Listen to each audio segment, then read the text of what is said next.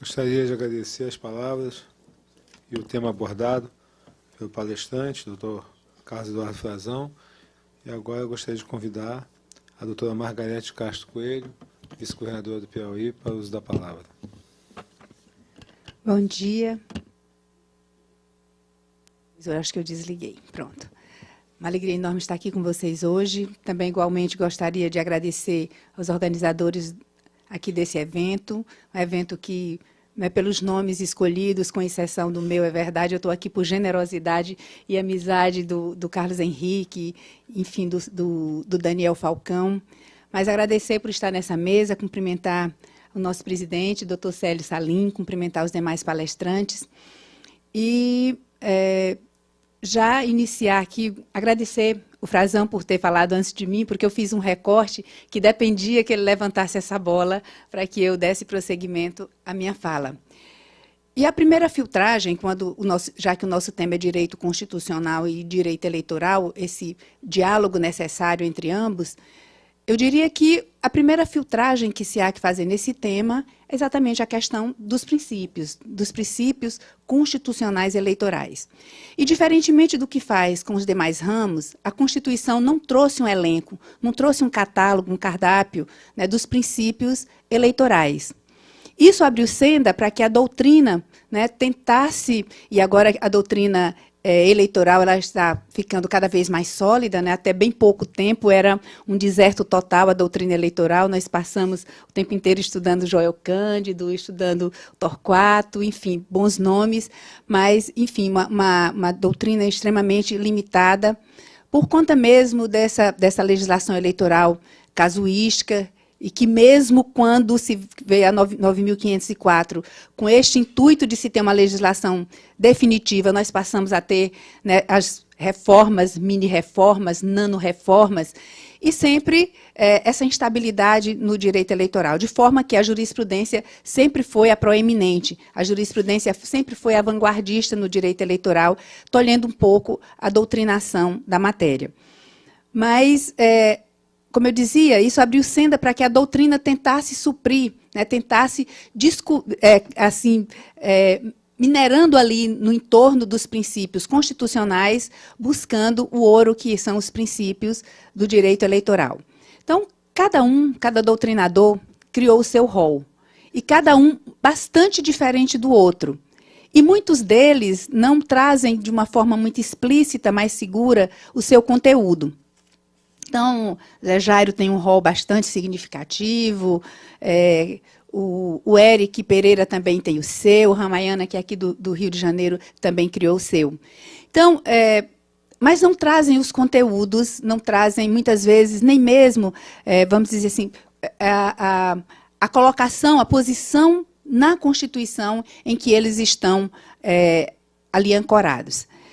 Mas duas autoras me chamaram bastante atenção quando formaram seus rolos de princípios. Uma delas é a Aline Osório, que tem um livro que eu acho interessantíssimo, ainda estou no comecinho dele ainda, que é Direito Eleitoral e Liberdade de Expressão. Ela tem um rol muito interessante e muito próximo de um rol que a professora Eneida Desirê Salgado traz. A tese de doutoramento dela foi exatamente esses princípios constitucionais eleitorais. E, claro que a Constituição traz, né, ali uma matriz da qual esses princípios vão emanando. Eu gostaria de não me deter em cada um deles, muito menos porque o rol é bastante intenso. Fala-se em democracia partidária, Estado democrático de direito, poder soberano, princípio republicano e federativo, sufrágio universal. Outros já entram mais, como Ramayana, já entram mais na questão processual, princípio da celeridade, princípio da irrecorribilidade das decisões do TSE.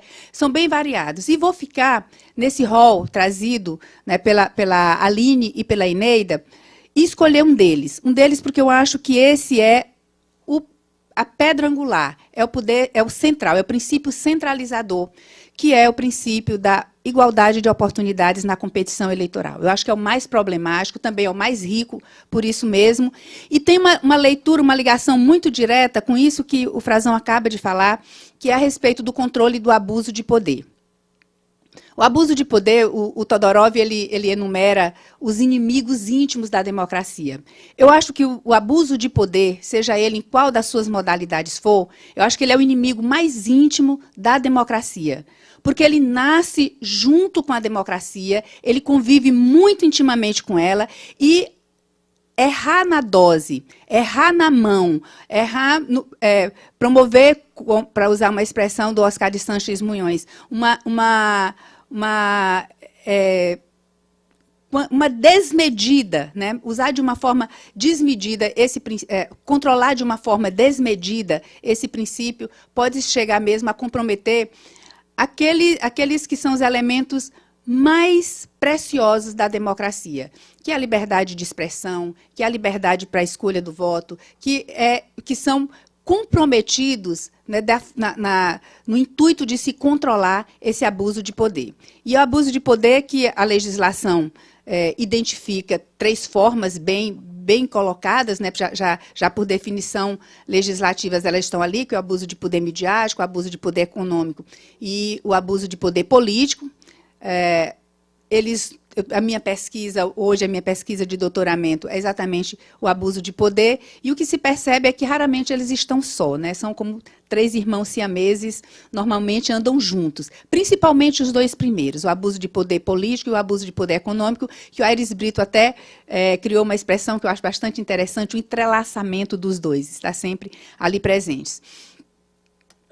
Eu identificaria mais uma forma de abuso, né? E já há quem fale também, a doutrina já fala, já tangencia. Nós temos uma colega muito querida, minha e do Frazão, a Maria Cláudia Buchianeri, que é muito veemente nesse discurso, que é o abuso de poder religioso, né? A doutrina já fala, a jurisprudência já tangencia também.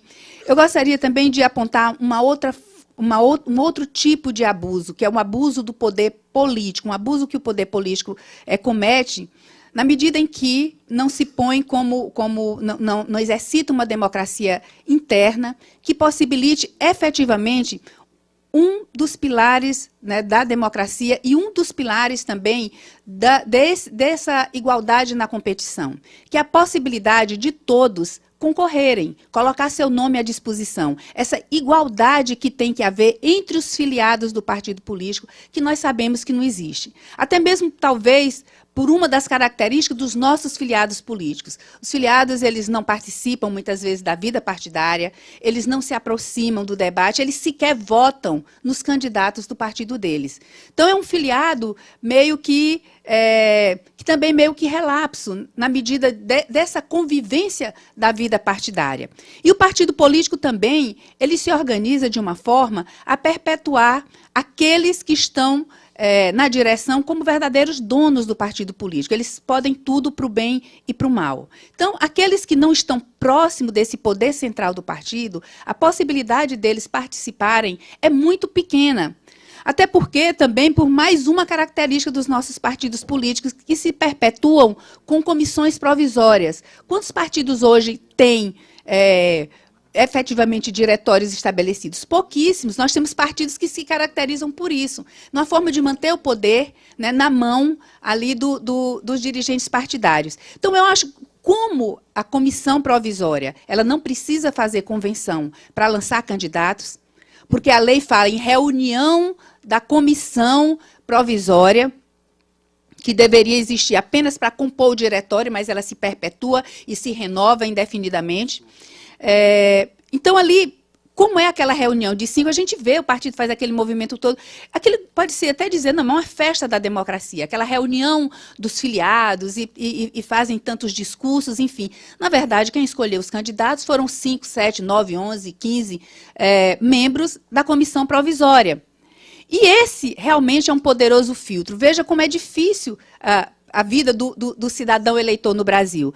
O Frazão falava desse primeiro filtro poderosíssimo, né, que é a lei, né, que já retira do prélio inúmeros candidatos, tira deles a possibilidade de participar, não deixa que o eleitor faça o seu verdadeiro papel de escolher, de ser o grande protagonista nesse palco que é, o procedimento eleitoral, né, essa democracia procedimental, não deixa que ele tire, infantiliza o eleitor. Então, o partido, aí, exercendo esse filtro, termina por escolher ele, quem são os espectadores da democracia, como eu gosto de me referir. São aqueles que estão como que o café com leite da brincadeira. Não sei se aqui no Rio tem essa brincadeira, as brincadeiras de pega-pega, tem aquele que participa, mas não pode ganhar a brincadeira. Então, é tipo isso, né, no momento dos partidos políticos escolherem os seus candidatos. Então, assim, mulheres, hoje, né, chamadas as candidatas laranjas, as candidatas maridas, sempre com um viés meio que pejorativo, como soe acontecer quando se trata de participação política de mulheres. E as meninas que estão aqui devem muito bem saber disso, né? Então, os partidos políticos, por exemplo, só para pegar um exemplo, não vou usar os outros, daquele que não tem poder aquisitivo, daquele que não tem o poder cultural, enfim, de tantos aqueles que são preteridos, as mulheres são fortemente preteridas. Elas são preteridas no momento que não participam das estruturas internas do partido. Hoje nós temos no Brasil cerca de 30 partidos, só 2 são dirigidos por mulheres. Imaginem, então, do que eu estou falando, né? Não preciso desenhar. E o que é teto para as mulheres, o que é piso para as mulheres, vira teto na hora de escolher a lista de candidatos. Digo, quando a lei diz, no mínimo 30% de cada sexo, esse mínimo imediatamente é o das mulheres, né? É exatamente o nosso. E o que era para ser piso, vira teto, porque na hora que o partido político atinge os 30%, seja de que jeito for, ele para de selecionar candidatas mulheres. E aí, essa seleção como é que é feita? É a pessoa que trabalha no partido, e uma modalidade interessantíssima que aconteceu no Piauí, eu tenho visto acontecer no Brasil, que aconteceu no Brasil inteiro, são realmente as candidatas maridas.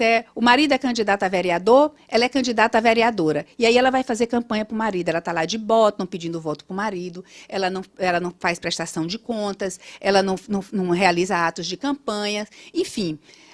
Esse abuso de poder que é feito pelos partidos políticos, eu acho que termina realmente, é um segundo filtro. Quem escapa a esses filtros realmente tem uma dificuldade, aí vamos dizer, é uma dificuldade, é um vitorioso, né? É aquele que saltou é uma verdadeira corrida de obstáculos, né? Eu diria, mais do que uma corrida de Fórmula 1, eu diria que é uma corrida de obstáculos. E apontado essas 4 modalidades de poder, eu gostaria de entrar um pouquinho mais, e meu tempo está aqui avançando, eu gostaria de falar um pouquinho mais a respeito das duas manifestações desse princípio da igualdade de oportunidades na competição eleitoral. Ele tem um aspecto maximizador, é claro, na medida em que o legislador se preocupou, aqui no Brasil, de trazer um rol de medidas tendentes a diminuir esta diferença que há entre candidatos. Essa diferença que é natural, né? O Weber fala do candidato, do político carismático, né? Um tem mais carisma, outro tem mais possibilidade, outros têm mais estrutura de partido, enfim.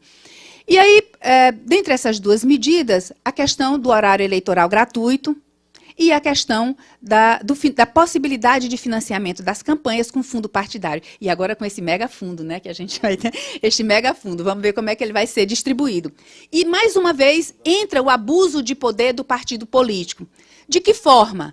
É o partido político que escolhe quem vai participar do horário eleitoral gratuito, quem vai participar dos melhores dias, quem vai participar no domingo, no sábado, na segunda, naquele horário que tem mais visibilidade, é o partido político que diz quem vai participar 1, 2, 3 vezes. Não há um critério para que o partido político escolha candidatos, e depois que ele escolhe os candidatos, não há também um critério de como se vai distribuir esse tempo do horário eleitoral gratuito. Também não há um critério para a distribuição desses recursos do fundo ou dos recursos do partido nas campanhas eleitorais. Quem vai ser, então, dessa forma, visivelmente, os partidos, basta se olhar as prestações de contas, uns candidatos são melhores aquinhoados, outros são menos aquinhoados, e o partido abusa também quando ele escolhe quem vai formar o capital eleitoral.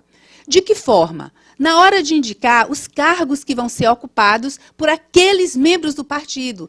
Quando o partido chega ao poder, que ele distribui os cargos, quem ele vai distribuir? Eu já ouvi alguém, e discordo de um professor da UNB, que ele diz que essa é uma forma coletiva, né, de aquisição do poder político. Eu diria que não, porque o partido não escolhe, e aí me desculpem de novo, eu vou para o meu discurso ativista, e eu não nego para ninguém que eu sou ativista, então nem estranho quando eu falo tanto disso, não escolhem mulheres, vejam as secretarias de Estado, vejam... E esse é um meio muito eficiente de se formar o capital político. Aí dizem que as mulheres não se elegem, né? Não se elegem porque somos menos candidatas, as que são candidatas, de fato, não têm as mesmas oportunidades, nem de formar capital eleitoral e nem de fazer a sua campanha eleitoral.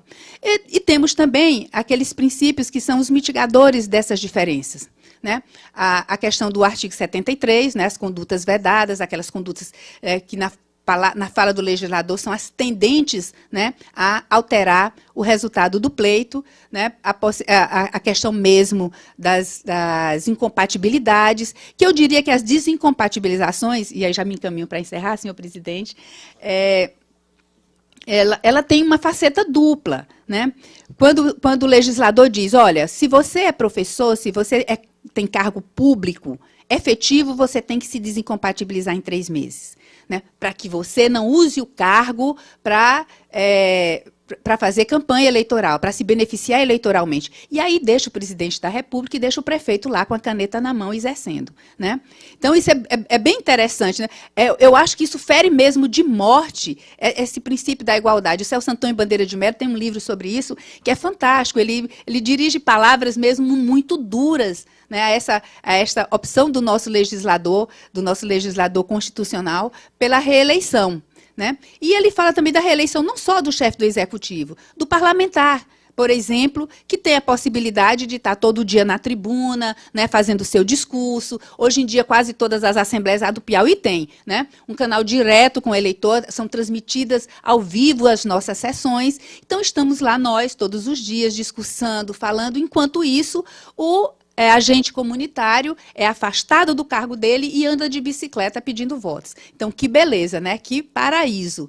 Então, mas tem um outro lado que eu gosto de apontar também, na medida em que, como ele tem que se afastar, ele tem mais tempo para fazer a campanha. Se ele tivesse que dar o expediente dele lá todos os dias, 8 horas por dia estariam comprometidos. E ele não teria esse tempo de fazer a campanha. Então, tem seu lado bom também, tem essa sua vertente dúplice. Né? Então, dito isso, eu gostaria vou me encaminhar para encerrar, né? Já passei um pouquinho aqui do tempo, agradeço a paciência. E, mais uma vez, renovo meus agradecimentos à organização e ao convite recebido. Muito obrigada.